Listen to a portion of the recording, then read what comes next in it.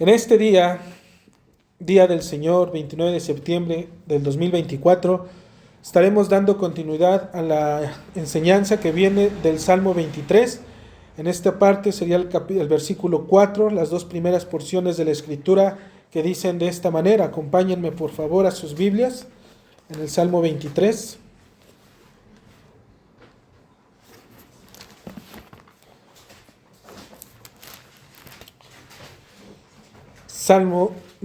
Capítulo número 23. Dice la Escritura: Jehová es mi pastor, nada me faltará. En lugares de delicados pastos me hará descansar. Junto a aguas de reposo me pastoreará. Confortará mi alma. Me guiará por sendas de justicia por amor de su nombre. Aunque ande en valle de sombra de muerte, no temeré mal alguno, porque tú estarás conmigo. Hasta ahí. Amén, hermanos. Esta es la parte de la porción que durante este día vamos a estar viendo. Aunque ande en valle de sombra de muerte, no temeré mal alguno, porque tú estarás conmigo. Dentro de los primeros 3 versículos, hermanos, del Salmo 23, podemos contemplar la confianza y la seguridad que tiene la oveja al pertenecer al buen pastor. Es como si esa oveja nos estuviera gritando desde los otros lados de los campos y nos estuviera diciendo: miren, el Señor es mi pastor. Y hasta el día de hoy nada me falta. Los lugares a los que me conduce y las aguas en donde mi alma se vivifica me permiten y me han permitido reposar. Sus caminos son un deleite. Mi alma se ha adherido a sus sendas. Mi corazón reposa confiadamente porque conocen su nombre. Él es mi pastor. Y es lo que la oveja nos está diciendo. Dice: Él es mi pastor. Tú lo volteas a ver y ves a una persona cualquiera, o la persona que te está compartiendo del Evangelio, ves a un Dios cualquiera como alguien que no conoces, alguien que es indiferente ante ti. Pero eso es claro, ¿por qué? Porque no lo conoces. Pero la oveja sí lo conoce. Él sabe quién es ese pastor y lo que está haciendo. Aunque pareciera algo exagerado, existen hermanos dentro de algunas iglesias que el nombre de su pastor se vuelve codiciable a los oídos de los que van llegando. Y esto, hermanos, lo digo en un buen sentido. Pues al entrar en una de ellas, en donde el testimonio del pastor procede de la boca de las ovejas, no del pastor, sino de las ovejas, ya nos dice mucho de ese lugar. Ellas están y tienen un buen pastor. Porque el testimonio no es del que viene y se presenta, sino de aquel que todavía no entra, pero ya hay un testimonio de él. Dicen: ¿quién es entonces aquel pastor? Y empezamos a ver quién será. Y no podemos saberlo. Pero las ovejas lo describen. Ellas dicen: Él conforta mi alma. Me ha llevado por sendas de justicia. Él me ha llevado buenos pastos. Y solamente escuchan Él. Pero no saben, no tienen una imagen de ese pastor. Entonces, los títulos, los diplomas pasan a última instancia cuando se trata de esto. Cuando se hace mención del testimonio del pastor, no me refiero a su intelecto o a su conversión sobrenatural que algunas de las veces se menciona, sino mayormente al acto mismo de poder apacentar y dar su vida por las ovejas. Porque ahí es donde el pastor recibe precisamente ese trabajo, decíamos hace 8 días. La reputación es validada de aquel por el que está siendo conducido, obviamente, a la iglesia. El sentido correcto y natural de ser un pastor es estar entre las ovejas, lo entendemos. ¿Acaso tiene sentido que un pastor sea conocido por todos lados, menos donde debería de estar? No es sano, no es correcto que el pastor de la iglesia sea conocido en todos lados, que los ojos de las personas de afuera tengan sus ojos en él y que los que están adentro no lo conozcan. ¿Sí? Que no lo conozcan, hermanos. Existen iglesias que no conocen a su pastor. Y por otro lado, las que lo conocen Finalmente lo desconocen cuando lo miran y lo ven que actúa de manera diferente a como él es. ¿Sí? Cuando Saúl, hermanos, fue llevado a ser rey de Israel, se nos dice que en 1 de Samuel, capítulo 10, versículo 23, si ustedes pueden acompañarme, vamos a ir ahí leyendo poco a poco, sus ojos por favor dentro de la misma palabra, para que vayan relacionando los textos. 1 de Samuel, capítulo 10,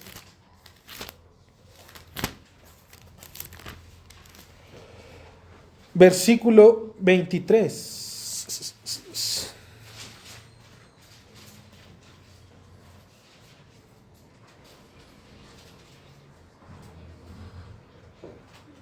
Dice la Escritura: entonces corrieron y lo trajeron de allí, y puesto en medio del pueblo, desde los hombros de arriba, era más alto que todo el pueblo. Hermanos, cuando Saúl nuevamente fue llamado a ser rey de Israel, él se nos dice que este hombre era ya alguien que sobresalía sobre todos los demás hombres. El mismo profeta Samuel dice la misma Escritura que lo miró cuando llegó a él. Él tuvo un encuentro con aquel rey. Lo puso a la cabecera cuando lo invita a comer en aquel día. Comió entre los grandes y posteriormente nos va a decir la Escritura que llegó el día de la convocación. Pero al buscarle, dice la palabra de Dios que no le hallaron, versículo 21 de ahí mismo de ese texto. E hizo llegar la tribu de Benjamín por sus familias, y fue tomada la familia de Matri, y de ella fue tomado Saúl, hijo de Cis, y le buscaron, pero ¿qué? No fue hallado. Sino que ¿dónde estaba? Dice la palabra de Dios, 1 de Samuel 10:22, estaba escondido, ¿en dónde? Entre el bagaje. Se puede decir, hermanos, que Saúl fue puesto por Dios para hacer saber, dice la Escritura, cómo sería aquel rey que iba a poner sobre de ellos. El pueblo quería un rey, pero el Señor les dijo: dáselos. Esto viene de mí, esto es correcto, ¿sale? Pero ellos van a saber qué es tener a un rey. En contraposición a esto, a esta elección que se estaba haciendo, David, dice la Escritura en el 1 de Samuel 16:1, que él fue provisto por rey. ¿Qué quiere decir provisto? Que fue examinado. Por eso es que la Escritura nos dice que el corazón de David era agradable, era perfecto en delante del Señor. Fue examinado por el Señor. Ni siquiera este David sobresalía como Saúl, quien sobrepasaba a todos en el pueblo. Por el contrario, este David era el menos indicado y el menos esperado. ¿Son estos todos tus hijos?, le dice el profeta Samuel. ¿En verdad ya no hay ninguno que tengas? Y dice Isaí, y él respondió: queda aún el menor. ¿Dónde estaba este David? El pastor estaba apacentando las ovejas. Por el otro lado, Saúl estaba escondido. ¿En dónde? En el bagaje. Entre los artículos de la milicia, él estaba en ese lugar. En contraste, podemos decir que mientras Saúl fue ungido de manera personal por Samuel y puesto por el pueblo en medio de ellos, después de saber que estaba escondido entre los objetos militares, David fue ungido entre sus hermanos, llamado por su familia cuando apacentaba las ovejas de nuestro Señor. Esta es la diferencia de aquel que es puesto y aquel que que ha sido llamado. ¿Pueden ver las dos diferencias entre los llamamientos? Saúl, sí, un hombre valeroso que estaba entre el pueblo, sobresalía sobre de todos, pero estaba escondido. Sin embargo, David, sin buscarlo, él estaba donde debería de estar, apacentando las ovejas. Y es por esa razón que precisamente él fue llamado. David conocía el oficio de pastor. ¿Y qué significa también ser una oveja en las manos del Señor? Estaba al pendiente del rebaño y sabía que el Señor también estaba al pendiente de él. ¿Por qué lo sabemos? Porque él mismo nos lo dice en el Salmo: aunque ande en valle de sombra de muerte, no temeré mal alguno, porque tú estarás conmigo. David defendía sus ovejas. Por eso él tenía esa confianza, porque sabía que el Señor lo defendía también a él. David podría jactarse como aquella oveja que conoce a su pastor. Pero ahora, en esta parte del texto, hermanos, cuando estamos leyendo, aunque ande en valle de sombra de muerte, su corazón encuentra el cálido y dulce consuelo del calor de los brazos y el confort del pecho del buen pastor. No solamente la ovejita ha dicho que Él es aquel pastor que lo lleva a los pastos, sino que ahora, como esos pequeños cachorritos que se acurrucan buscando el calor del cuerpo, ahora Él se refugia en el consuelo de saber que el Señor es el que lo está sustentando. Esto es lo que quiere que el hombre, que nosotros conozcamos y que también entiendamos, que pese a las circunstancias, debemos de saber que tenemos un lugar preparado al lado de nuestro Señor Jesucristo. Así como aquel discípulo amado, hermanos, cuando estaban a la mesa, en aquel día que nuestro Señor había dado la noticia de que lo iban a entregar, este varón halló un consuelo, ¿sí? Halló un refugio al lado de nuestro Señor. Él podría confiar que todo tiene un cumplimiento a favor de los que le aman y obviamente que le buscan de todo corazón.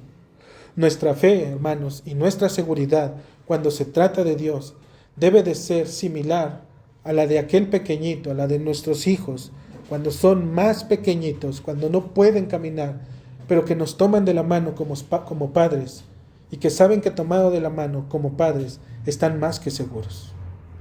Ellos saben, como decían un varón, ellos salen con nosotros, ríen con nosotros, carcajean con nosotros, lloran con nosotros, pero después cuando es tiempo de volver a casa, ellos simplemente se cansan.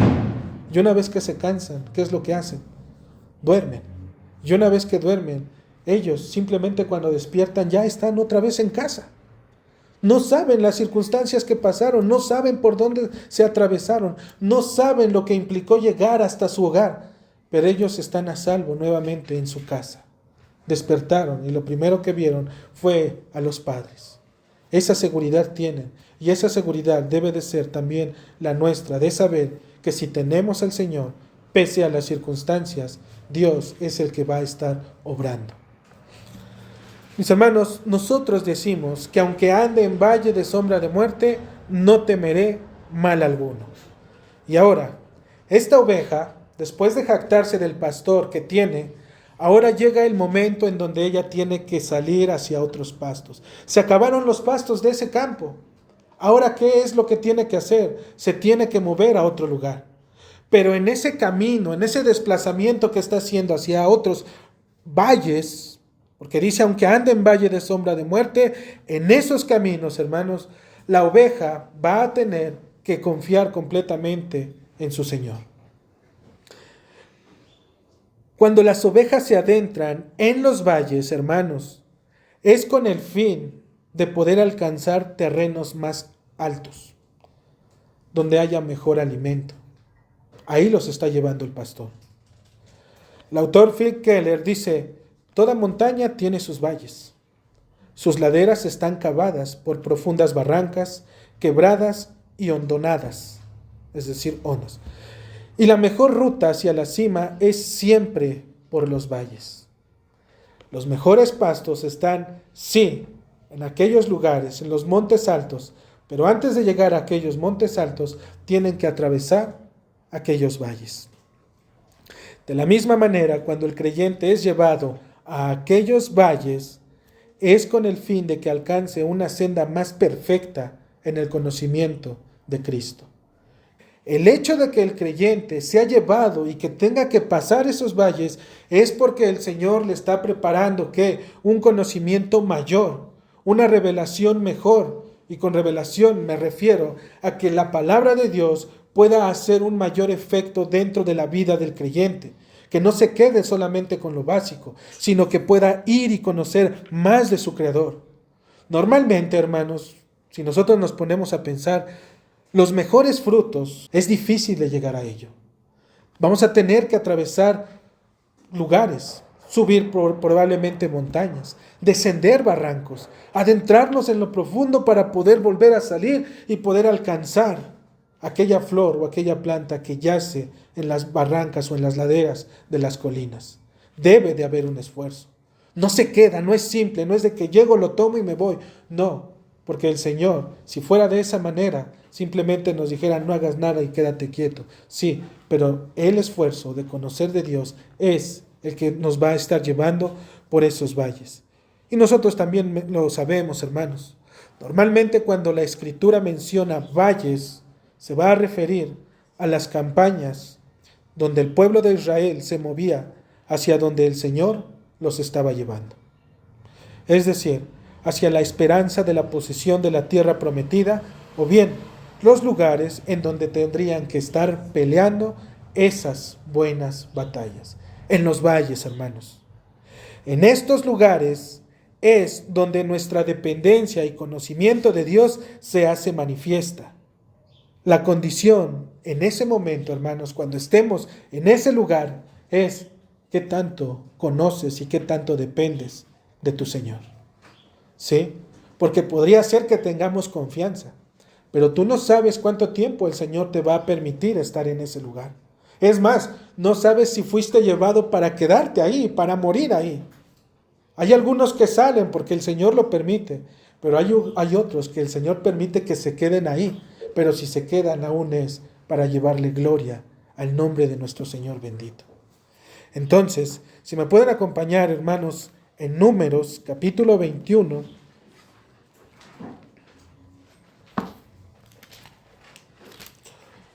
Números, capítulo 21.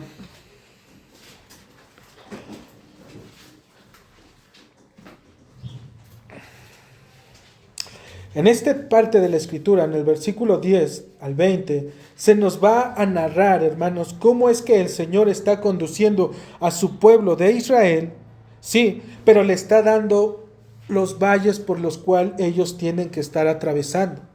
Dice, después de que partieron los hijos de Israel y acamparon en Obod, y partieron de Obod, acamparon en Ije-Abarim, en el desierto que está enfrente de Moab, al nacimiento del sol, partieron de allí y acamparon en el valle de Sered. De ahí partieron y acamparon al otro lado de Arnón, que está en el desierto, y que sale del territorio del amorreo, porque Arnón es límite de Moab, entre Moab y el amorreo. Por tanto, se dice en el libro de las batallas del Señor, lo que hizo en el mar Rojo y en los arroyos de Arnón, y a la corriente de los arroyos que va a parar en Ar, y descansa en el límite de Moab. De ahí vinieron a Beer. Este es el pozo del cual el Señor dijo a Moisés, reúne al pueblo y les daré agua. Entonces cantó Israel este cántico, sube, oh pozo, a él cantad. Pozo, el cual cavaron los señores, lo cavaron los príncipes del pueblo y el legislador con sus báculos.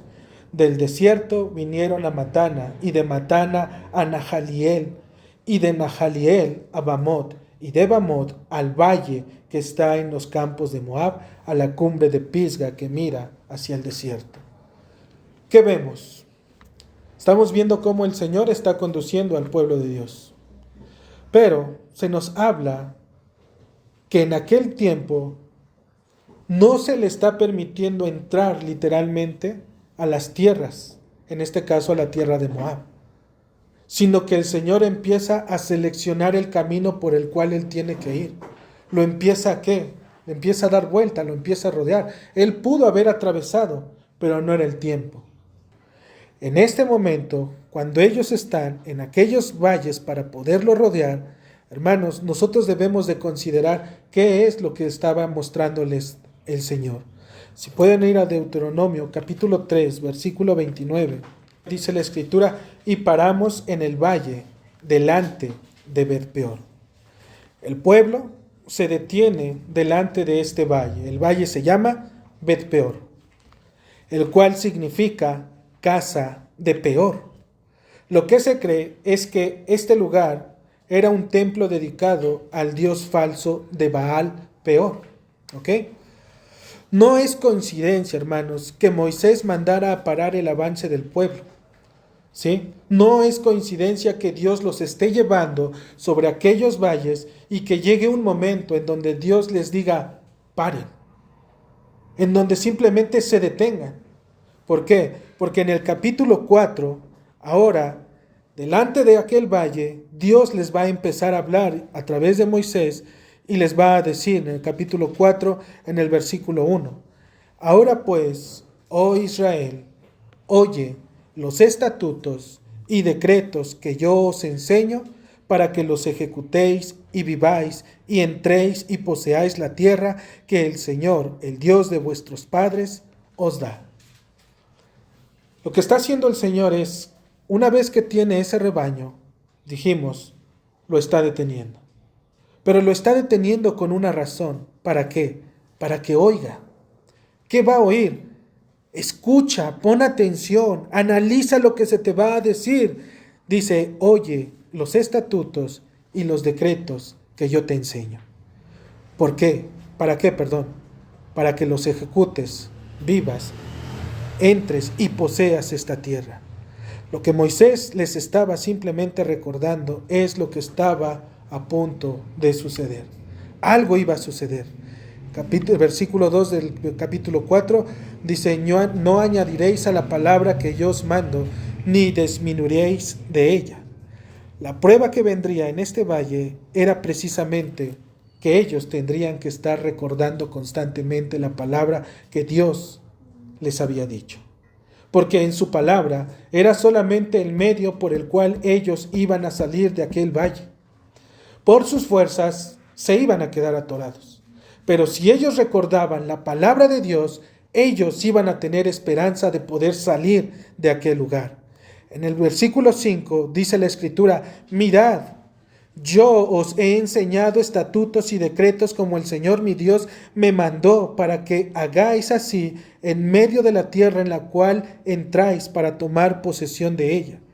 ¿Qué les estaba diciendo? Mi palabra tiene estatutos, tiene decretos, acuérdense. Pareciera, hermanos, que les está repitiendo, pero realmente está sucediendo eso. Les está diciendo, deténganse y vean a dónde van a entrar, porque van a entrar en un valle en donde van a tener que enfrentarse a sus enemigos. Y una vez que estén de ahí, la única manera de poderlos vencer es que tengan su confianza en mí. Es la única manera. Dice el versículo 9, por tanto, guárdate y guarda tu alma con diligencia, para que no te olvides de las cosas que tus ojos han visto, ni se aparten de tu corazón todos los días de tu vida. Antes bien, las enseñarás a tus hijos y a los hijos de tus hijos. El alma y el corazón del pueblo, les está diciendo Moisés, deben de permanecer firmes. Pues no solo se trata de ellos, de esa generación. No solo se trata de los que van a entrar. ¿Por qué, hermanos? Porque normalmente cuando una persona viene al Señor, se preocupa más por ella misma que por la familia o por los hijos. Ellos dicen, es que yo ya se los entregué al Señor. Sí, yo estoy completamente de acuerdo, pero nuestra labor aún es estarles estorbando, es estarles recordando, no arrastrando, no obligando, solamente diciendo, como hijo, es tu obligación atender. ¿Por qué? Porque el que honra a padre y a madre haya gracia delante de Dios. No solamente era por ellos, hermanos, sino que también se trataba de la generación que iba a venir más adelante. Porque a través de esas batallas, de aquellos lugares, ellos iban a dar un testimonio de la obra de Dios en la vida del pueblo. Y esto se debe precisamente a la experiencia que allá habían pasado anteriormente. Recuerden que Deuteronomio solamente vuelve a citar la ley, ¿sí? Les vuelve a recordar lo que deben de hacer. ¿Y qué es lo que había pasado anteriormente? Números, capítulo 25, versículo 1 al 5. Dice la Escritura, moraba Israel en Sitim y el pueblo empezó a fornicar con las hijas de Moab, las cuales invitaban al pueblo a los sacrificios de sus dioses, y el pueblo comió y se inclinó a sus dioses. Así acudió el pueblo a Baal-peor, y el furor del Señor se encendió contra Israel. Y el Señor dijo a Moisés, Toma a todos los príncipes del pueblo y ahórcalos ante el Señor delante del sol, y el ardor de la ira del Señor se apartará de Israel. Entonces Moisés dijo a los jueces de Israel: matad cada uno a aquellos de los vuestros que se han juntado con Baalpeor. Lo que el Señor les estaba diciendo es, antes de entrar, Él los detuvo y les dijo: recuerden mi palabra. Van a venir guerras, van a venir batallas, van a venir acciones por las cuales los hombres van a estar constantemente peleando en esta vida por causa, ¿sí?, del testimonio de su Salvador.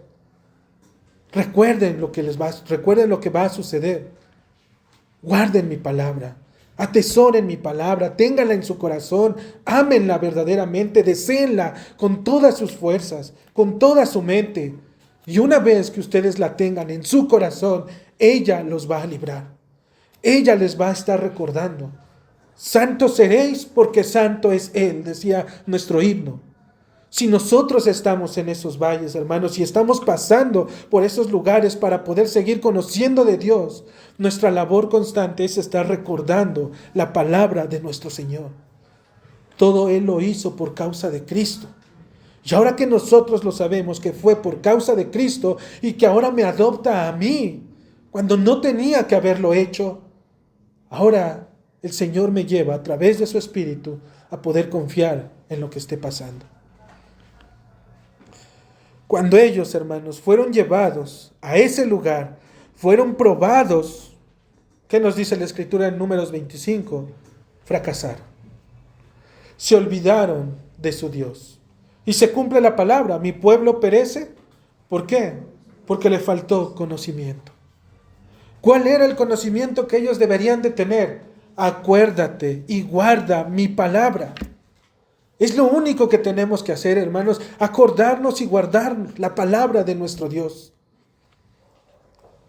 Mira, por favor, 1 Samuel, capítulo 17.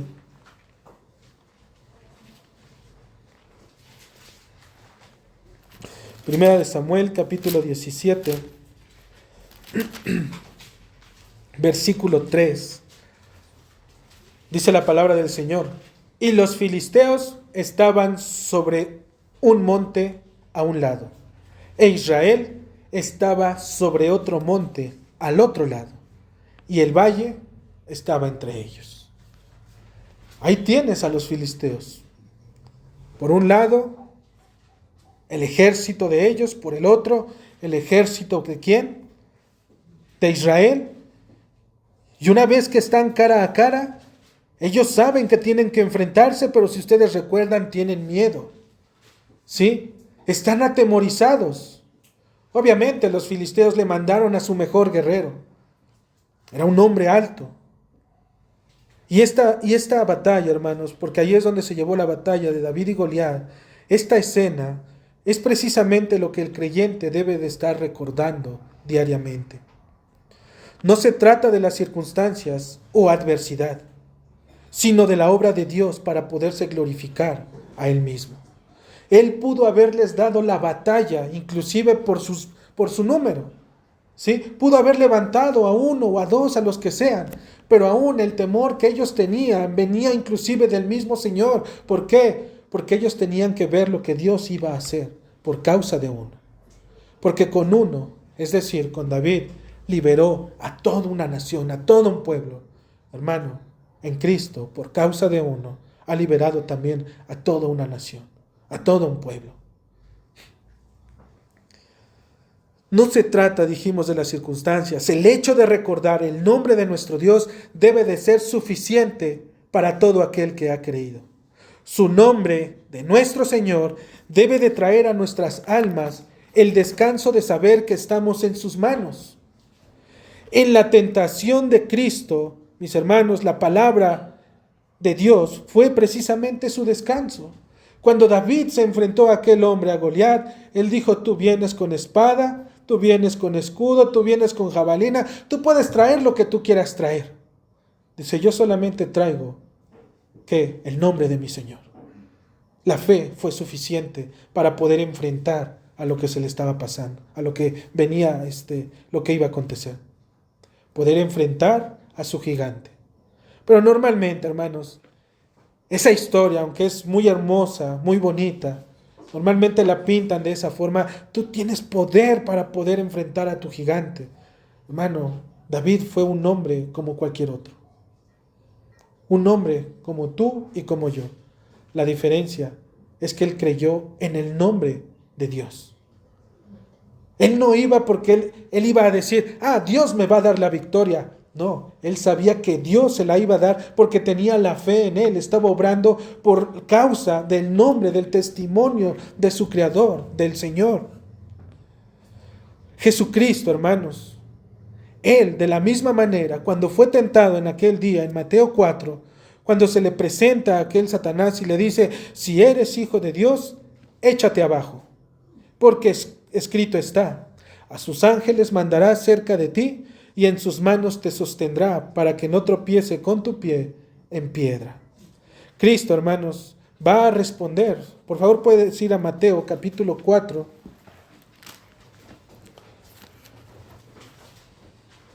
En el versículo 6, bueno, ya leímos el 6, dice el 7, escrito está también, no tentarás al Señor tu Dios. Pero si se dan cuenta, la tentación o bien la parte de la Escritura en donde Satanás quería animarlo a que nuestro Señor se aventase o se dejara ir aquel día en aquel vacío, él les cita precisamente las palabras del Salmo 91.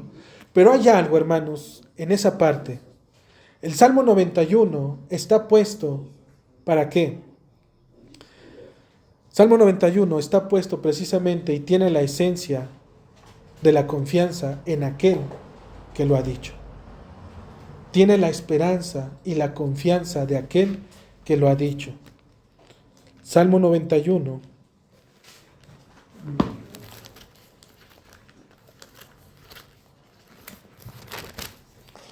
Dice la Escritura en el versículo 1, el que habita al abrigo del Altísimo morará bajo la sombra del Omnipotente. Diré yo al Señor, esperanza mía y castillo mío, mi Dios, en quien confiaré. ¿Sale? Y una vez que dice esta parte, este salmo, ahora empieza a decir, fíjate, por esa confianza que él tiene, él te librará del lazo del cazador. 4, con sus plumas te cubrirá y debajo de sus alas estarás seguro. No temerás ni saeta que vuele de día, ni pestilencia, ni mortandad. Esa es la confianza que tenía en este caso nuestro Señor. Normalmente este texto, hermanos, lo usamos para decir, no, yo todo lo puedo, ¿sí? Pero este salmo, hermanos, requiere confianza. Y esa confianza solamente puede ser por la obra del Espíritu Santo en la vida del creyente. Nosotros leemos el texto y decimos, wow, el salmo y decimos, wow, qué hermoso, sí. Pero este salmo, hermanos, requiere confianza, requiere fe, requiere que verdaderamente tu vida esté entregada al Señor, que realmente puedas tener tu corazón en lo que Él está haciendo. ¿Por qué? Porque dice el 14, por cuanto en mí ha puesto su amor, yo también lo libraré. Le pondré en alto por cuanto ha conocido mi nombre. Confianza en el nombre de Dios. Esperanza en el nombre de nuestro Señor. Porque todo el que invocare, dice la Escritura, el nombre del Señor, será salvo. Esta invocación, hermanos, simplemente es una apelación a la fe en la obra del Señor. Por eso mismo es que Pablo nos recuerda ahí en Romanos 10:14, ¿cómo pues vas a invocar a aquel en el cual no has creído? Pregúntate, tú dices que conoces de Dios, me puedes citar textos, me hablas del Señor, pero una vez que Dios te permite estar en aquellos valles, tu confianza se desvanece. Y una vez que tu confianza se desvanece, dice Pablo, entonces, ¿cómo pues vas a invocar a aquel que no conoces, que no has creído? Estás ahí, tus labios dicen que sí, tu actitud pareciera que sí, pero finalmente, al final del día, dudas. Y ahí está el problema, en la duda. Fue lo mismo que le pasó a Pedro cuando empezó a caminar sobre las aguas. Le dijo nuestro Señor, ¿por qué dudaste?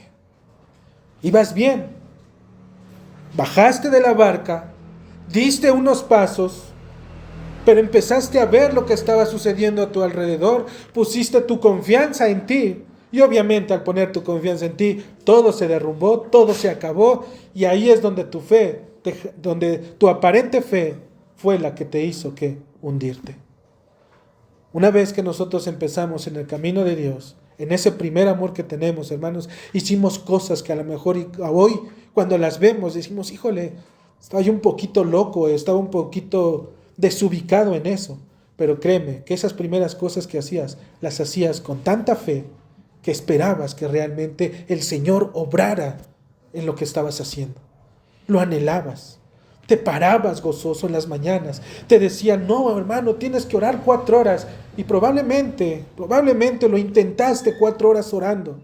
Probablemente te dijeron, no, es que tienes que ayunar. Y también probablemente lo hiciste, te metiste a un ayuno, 1, 2 días, 3 días. Pero después viene el conocimiento de Dios. Y en lugar de atesorar esas cosas, empezamos ahora a llenarnos de pura conocimiento, de pura palabra en sí misma, sin espíritu. Y ahora empezamos a decir, no es tanto orar. Solamente con que digas, con que hables y le expreses, es suficiente.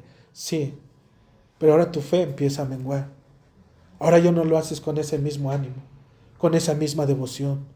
Cuando empezaba desde pequeño, cuando cada palabra que leías al abrir la Escritura, veías a nuestro Señor Jesucristo, que anhelabas verdaderamente el poder que Él te hablara en ese momento. ¿Cómo creerán, hermanos, en aquel que no han creído? Puede ser que alguien diga, creo. Y yo te pregunto, ¿en verdad? ¿Crees en el Hijo de Dios que vino a este mundo para justificar a aquellos que el Padre le ha dado para que tengas vida eterna mediante el perdón de tus pecados? Podría decir, sí, Señor. Muy bien. Entonces toma tu cruz y muere a este mundo. Pero muere verdaderamente a este mundo. No le hagas caso más a este mundo. Muere a tus pasiones, muere a tus deleites. Dile adiós a todo aquello que amas y que te ha apartado de la vida eterna. Y mayormente, muere a ti mismo y lo que eres y entrega tu vida a Cristo, si realmente has creído. Porque en eso es verdaderamente, se va a notar si realmente has creído. Porque ya no vives tú, vive Cristo. Pero ¿qué tanto de Cristo vive en ti?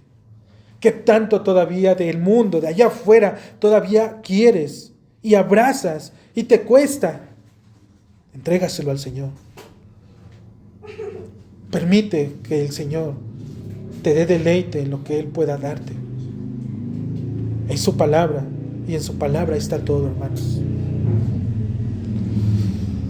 Dice, ¿cuál es la luz, hermanos, que el texto puede darnos acerca de Cristo en la relación con el creyente? Aunque ande en valle de sombra de muerte, no temeré mal alguno. Este texto, hermanos, nos indica que vamos a tener que andar. Y andar quiere decir un movimiento constante. Un movimiento que en todo tiempo vas a tener que avanzar. A veces, como color de rosa, como color pastel, todo va a fluir, todo va a estar bien.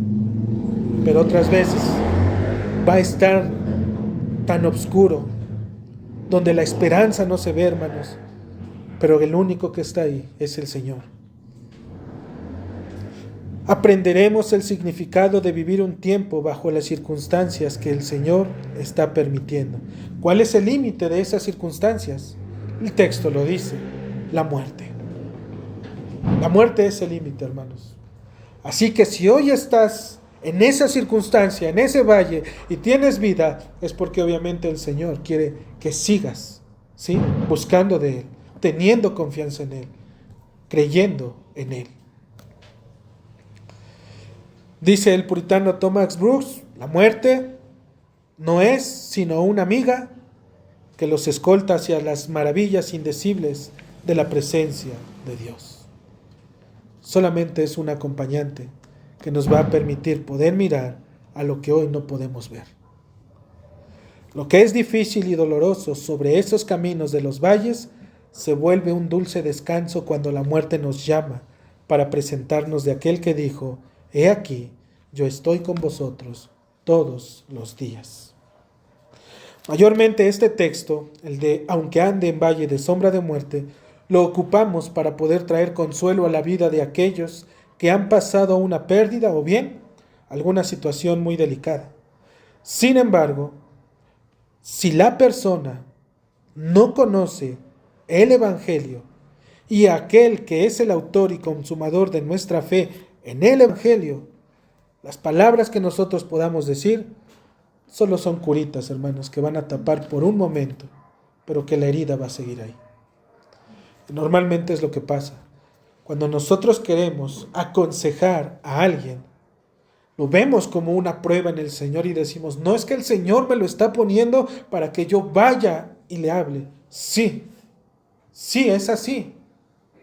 Pero mayormente el Señor quiere que le prediques el Evangelio, que le hagas ver, ¿sí?, su condición como hombre, que está apartado de Dios, que está muerto en delitos, en pecados, que es un hombre, un enemigo del Señor, y que si no se arrepiente y no entrega su vida a Cristo, literalmente, si él muere, va a tener que enfrentarse en contra de ese Dios. Pero que hay esperanza si él lo hace. Que si realmente abandona su ser, abandona su vida y no quiere nada más que el conocimiento de Dios y este revelado en Jesucristo, entonces tiene esperanza para vida eterna. Es la única manera, hermanos. Y cuando nosotros vamos a aquellas personas, es lo que les debemos de decir. Porque si nosotros queremos ir, y no les hemos predicado el Evangelio, nosotros podemos llegar con ellos y decirle: no te preocupes. Dice el Señor: aunque andes en valle de sombra de muerte, ¿sí?, no temerás mal alguno. Sí, o sea, suena bonito en ese momento. Estoy pasando por una mala circunstancia. Pero eso no le quita el hecho de que sea un pecador. Eso no le da vida, no le imparte en ningún momento la vida espiritual que él necesita ver. ¿Para qué? Para que realmente esas palabras puedan tener un efecto en su vida. Necesitamos anunciarles el Evangelio y solo de esa manera es que esta persona va a abrir los ojos, como por ahí decimos, que pelen los ojos y puedan entender las palabras que proceden directamente del corazón de Dios. Porque aún en las pequeñas palabras que nosotros le digamos, ellos lo van a entender. El corazón que confía en el Señor sabe que fue lo mejor y que así tenía que suceder.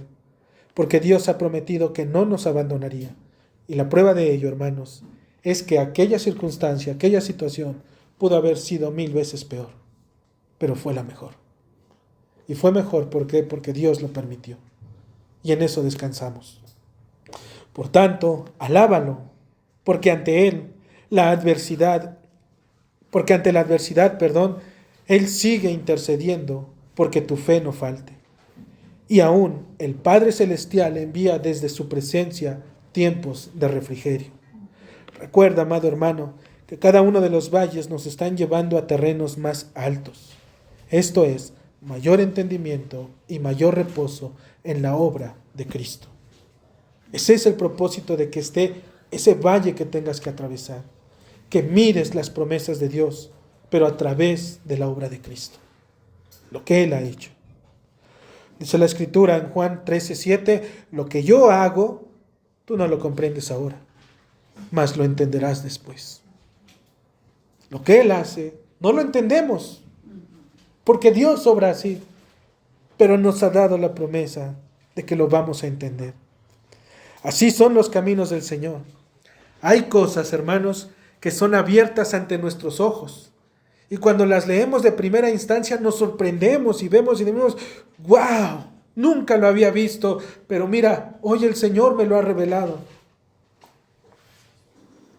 Y una vez que las vemos, pueden ser entendidas, pero solo, hermanos, solo a través del Evangelio. Solo a través de la luz del Evangelio es que las podemos ver. Pero existen otras que no se pueden comprender, como nos dice el texto, por ahora. Por ahora, hermanos. Solo es momentáneo. No lo vamos a poder entender, no lo vamos a poder explicar, mas Él ha prometido que llegará el tiempo para que todas y cada una de esas cosas sean entendidas. Pero existe una condición. ¿Qué condición, hermanos? Acompáñame a Juan, capítulo 13, en el versículo 8. Estas palabras, cuando dice nuestro Señor, lo que yo hago tú no lo comprendes ahora, mas lo entenderás después, se las está diciendo nuestro Señor a Pedro. Y ahora en el versículo 8, Pedro le dijo, no me lavarás los pies jamás. Jesús le respondió, si no te lavare, no tendrás parte conmigo. ¿Cuál es la condición, hermano? Debes dejarte lavar. Debes dejar que la obra del Señor obre sobre de ti. ¿Por qué? Porque dice, si no te lavare, no tendrás parte conmigo. La intención del lavamiento tiene que ver, hermanos, con nuestra condición espiritual. Pedro pensó que estar con el Señor, en compañía de Él y de los que estaban alrededor de Él, implicaba solamente una limpieza externa. Por eso menciona más adelante, Señor, no solamente los pies, por favor, también las manos y la cabeza. No se trata de una manera externa. Dice el Señor más adelante, el que está lavado no necesita sino lavarse los pies, pues está todo limpio y vosotros limpios estáis, aunque no todos. Esto, hermanos, es como si nuestro Señor le estuviera diciendo a Pedro, Pedro, tú ya has sido lavado completamente. ¿Por qué? Porque has creído. Solamente por esa razón. Fuiste lavado y estás completamente lavado porque has creído, aunque no todos lo han hecho. De esta manera podemos notar que el Señor nos lleva a vivir y tener mayor cercanía con Él mediante las circunstancias que en ocasiones no vamos a entender, hermanos, pero que sin embargo tienen un propósito eterno. Tienes que dejarte lavar, pero no como Pedro, que pidió un lavado completo, y solo de manera externa. Algunos creen que dejando algunos vicios, algunas prácticas, algo que solamente me estorba y que es insignificante, es suficiente. Esto solo es un primer paso, porque mayormente donde debes de abandonarlo, hermano, es aquí, en el corazón, donde realmente está esa raíz que está agarrado a ese pecado. Ahí es donde debes de cortar con todo. Ahí es donde solamente la palabra de Dios es donde penetra hasta lo más profundo, en donde es como un hacha que le da y corta de tajo a una sola vez el pecado. Si has creído en el Hijo de Dios como tu Salvador, ya has sido lavado y preparado para la vida eterna. Solo, hermanos, como aquel Pedro, cuando le fueron lavados los pies, solo ten cuidado hacia dónde se dirigen los pies de tu corazón. Hacia dónde van. Porque puede ser que ya estés lavado, pero que aún sigas brincando en los charcos de la inmundicia de este mundo, sin importar lo que salpicas a cualquiera que esté contigo, o inclusive a ti mismo. ¿Cómo luce la vida del creyente, hermanos, cuando han sido llevados a aquellos valles? Cuando la oveja es pastoreada por aquellos valles, en su primer viaje, es un tanto lento, ya que la inseguridad lo manifiesta, que no han pisado aquellos lugares. Son nuevas, están experimentando. Sin embargo, la compañía del buen pastor es lo que le anima y le mantiene segura. Cuando el viaje es constante, sus temores comienzan a disiparse y posteriormente se convierten en ejemplo de las demás ovejas. Ahora, cuando el creyente es puesto en estos valles, su primera impresión le va a causar miedo. Va a tener pánico. Se va a achicar, como por ahí decimos.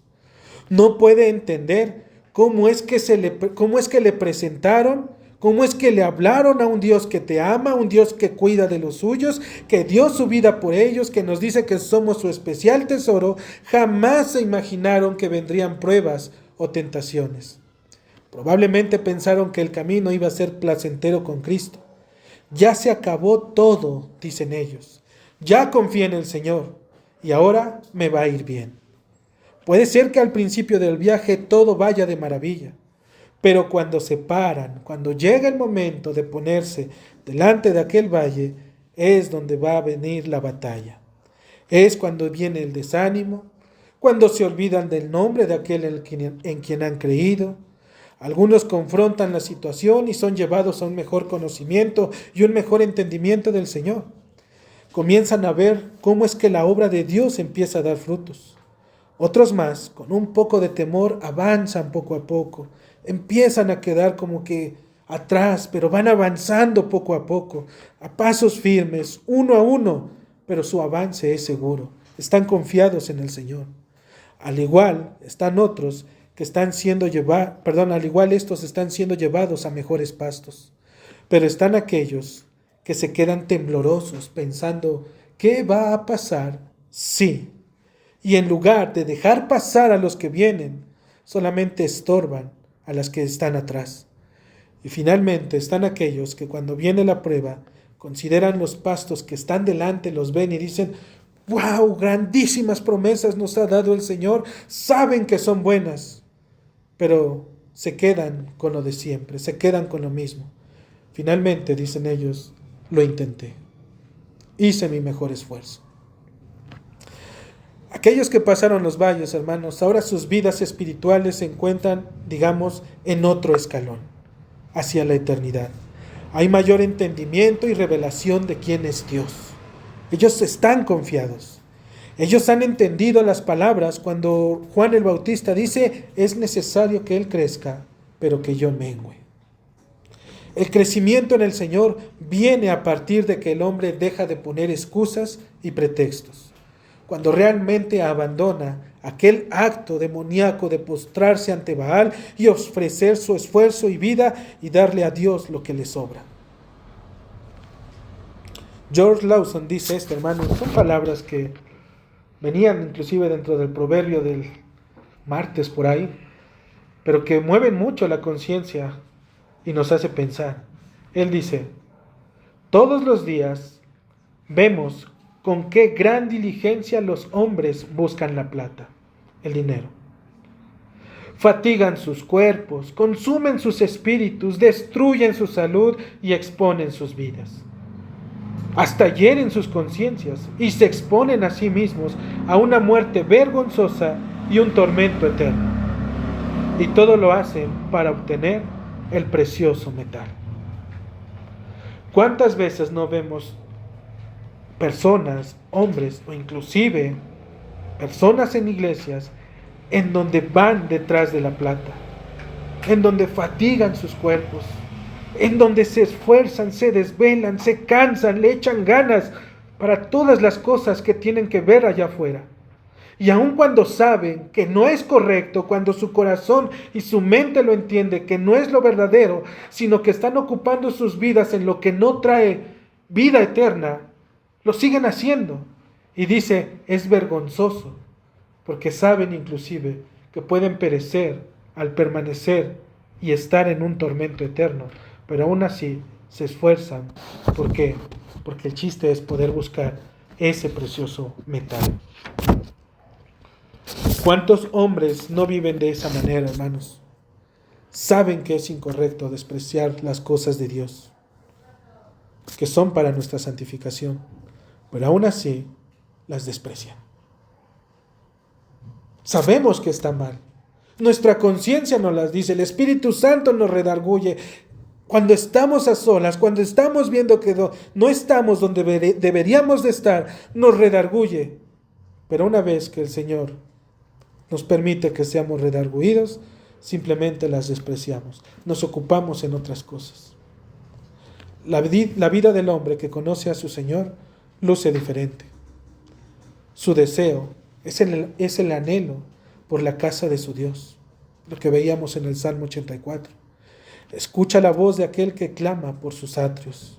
No se trata solamente de venir y pasar lista para que vean que sí asistimos. Se trata, hermanos, de una unión espiritual con el cuerpo de Cristo. Se trata de mirar precisamente unos por otros, de nuevas y mejores tierras por las cuales el Señor nos ha llamado. ¿De qué sirve venir y hablar de lo mismo? Se trata de incitarnos a mirar lo que el Señor está haciendo con su iglesia, a dónde la está llevando. Se trata de un tiempo apartado para Él, entre aquellos que son los suyos. Debemos de pensar en la eternidad. Imagina a un hombre, hermano, entrando en la eternidad en aquel día y preguntándole a Pablo, a Zaqueo, a aquella mujer ramera de sus vidas pasadas. ¿Puedes imaginarte a aquel hombre entrando y preguntándole quién eran ellos antes de estar en el Señor?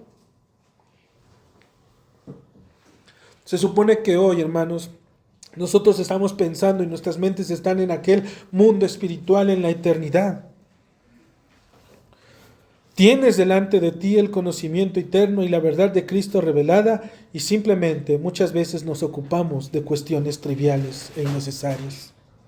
Pregunten, hermanos, acerca de la comunión en el Señor, de sus pruebas. Reúnanse y lloren unos por otros. Miren los planes de Dios para lo que la iglesia está puesta. ¿A dónde nos está llevando? Aliéntense si vemos que algo no es correcto. ¿Acaso nos debemos de ofender si alguien nos está llevando a parecernos más como Cristo? ¿Tendríamos queja con aquel hermano que nos está incitando a poder vivir y a poner nuestra vida en orden por amor al Señor? ¿Cristo se enfadó con Judas porque lo iba a entregar? ¿Le dejó de hablar? ¿Se apartó de él? ¿O les dijo a los demás, a sus discípulos, oigan, ya no le hablen a ese Judas, apártense de él? Judas siguió entre ellos. Él mismo, Judas, fue el que se apartó. No le tuvieron que decir nada. Él sabía que no era su lugar. Él se tenía que ir. Pedro puso sus condiciones para hablarle a Cornelio y darle las buenas nuevas. ¿Acaso no solamente le dijo, ve? Los únicos que se ofendieron o se sintieron lastimados fueron aquellos hombres que se creían discípulos de Cristo, solo porque iban detrás de él. Ellos le dijeron, dura es esta palabra. ¿Quién la puede oír? ¿Sabes quién la puede oír? Dice Simón, Señor, ¿a quién iremos? Tú tienes palabra de vida eterna. Y nosotros hemos creído y conocemos que tú eres el Cristo. Ellos son los que la oyen. Solo aquellos que confiesan su nombre porque han creído y saben quién es el Hijo de Dios. ¿Cómo luce la vida del creyente cuando ha sido llevado en estos valles, hermanos? En segundo lugar, simplemente se vuelven mentores de aquellos que comienzan a caminar. Solo ellos pueden consolar, fortalecer o animar a otros que están en condiciones similares a los que ellos pasaron. El apóstol Pedro fue humillado, hermanos, primeramente cuando el Señor se le presentó aquel día en la barca cuando él arrojaba sus redes. Posteriormente, en el juicio contra su Señor, fue avergonzado porque lo negó 3 veces y él decía que iba a morir inclusive si se le permitiese. Nuevamente, cuando fue restaurado, cuando nuestro Señor le pregunta 3 veces, Pedro, ¿me amas? Y él le dice, sí, Señor. Dice, apacienta mis ovejas. Esta escena, hermanos, es realmente cautivadora, porque en ella Cristo, como dijimos, está restaurando el corazón, el alma, la fe y la esperanza que tenía Pedro. Pedro estaba deshecho, hermanos. Él lo vio, literalmente. Lo miró a él. Y fue inclusive, cómo lo metieron. Y no hizo nada. Aquel Pedro arrebatado que metía las manos por sus amigos, ahora lo veías ahí, escondiéndose y hablando como los demás hombres para que vieran que él también no era como aquel hombre que había sido entregado a los hombres, a los sacerdotes. Pedro estaba deshecho, hermanos. Aquel día cuando le dice, mira, es el Señor, se dice que se arrojó y fue hacia él. Y todavía comió con él, hermanos. Imagínate haberle hecho o no haberle dicho nada ni meter las manos a aquel que decías jurado amarlo por la eternidad. Y ese día lo tenía ahí cara a cara y no podía hablarle. ¿Con qué cara le hablaba? ¿Cuáles eran las preguntas? ¿Qué cuestiones le iba a decir? ¿Qué le podría hablar para poder entablar esa conversación? No había nada, hermanos, que pudiera decir. Jesucristo fue el que tuvo que hablar. No había queja en él. Su corazón estaba en paz aún con aquellos que lo negaron. Comió con ellos, disfrutó con ellos. Simplemente le dijo, ¿me amas, Pedro? Y él le dijo, sí, Señor, te amo. Apacienta mis ovejas. Vendría la tarea que ahora él iba a tener que ser experimentado. Él ya pasó por esos valles, él ya estuvo ahí, ya los enfrentó. Ahora Cristo lo restaura y ahora le dice, ve y apacienta, ve y hazte cargo de ellas. Entendemos, hermanos, que esta restauración, por cuanto estamos en el cuerpo, tiene pecado y todo, no es de manera perfecta. Pero él, hermano, fue probado precisamente en el horno de fuego. Él fue metido y salió victorioso. Pedro fue animado para enfrentar lo que venía. En el libro de los Hechos se nos dice que fue Pedro quien se levantó de entre todos para dar a conocer lo que las Escrituras decían acerca de David, por boca de David, acerca de Judas. Su mente, hermanos, estaba escudriñando la palabra de Dios. Una vez que fue restaurado, él quiso buscar más de su Señor. Buscad en los salmos, miren a los profetas, vean la ley, ellos dan testimonio de mí. Y Pedro va a los salmos, busca y dice, era necesario. ¿Sí? Pedro sabía que durante el ministerio de su maestro, la oración era parte de su vida. Y no solo eso, ante los acontecimientos de la venida del Espíritu Santo, también se nos señala que fue él mismo quien se levantó y explicó lo que estaba sucediendo. Estos no están llenos de mosto, dijo él. Nuevamente, su mente en la palabra de Dios. Pedro estaba siendo un mentor para todos aquellos hombres que estaban con él. La palabra de Dios y la oración eran parte ahora de su vida. Él la estaba escudriñando. Él veía a Cristo. Él no se fue. Entendió que jamás se fue. Simplemente envió a su Espíritu. Ese Espíritu que te habla. Ese Espíritu que te redarguye. Ese Espíritu que te lleva a mirar la verdad a través de su palabra. Es el mismo Espíritu que estuvo en Pedro, en Pablo, en cada uno de los mártires. Por esta razón es que su primer discurso, el número de convertidos fueron, dice la Escritura, como de 3,000 personas.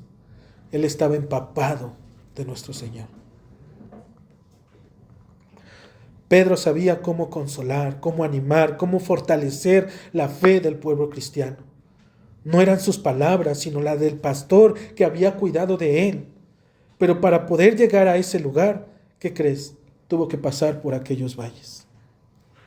La humillación y la vergüenza. El saber que literalmente tuvo que haber sido restaurado. Para terminar, hermanos, debes de recordar quién es el que te ha llamado. Recuerda quién es el que te ha llamado. No es cualquier hombre, hermanos. No es ni un hombre. Es el Espíritu del Señor que te ha llamado. Su nombre tiene poder y autoridad. Cualquier valle por el que estés o hayas pasado, no eres el primero. Créeme, no eres el primero. Eres uno de muchos que han estado en esos valles. Inclusive, dicen por ahí, que solo basta escuchar el testimonio de algunas otras personas y en ese momento es cuando decimos, híjole, hay cosas peores. Considera la vida de aquellos que lo han intentado y mira el final que tienen. No quieras distraer tu atención de aquel que lo ha pasado y que sigue perseverando y aún sigue sufriendo. Si así está, ¿para qué? Porque en ese es que mayormente la obra de Dios es que se ha logrado.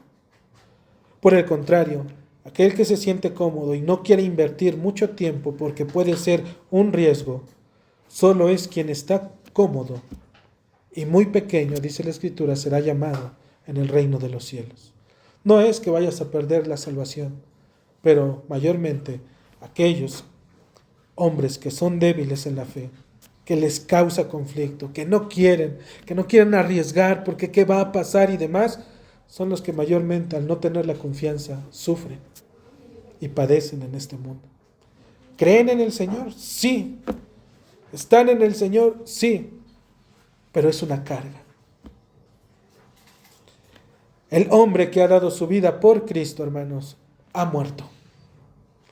Ya no más yo ni para mí, sino por Cristo y su reino. Que el Señor les bendiga, hermanos y hermanas. Amén.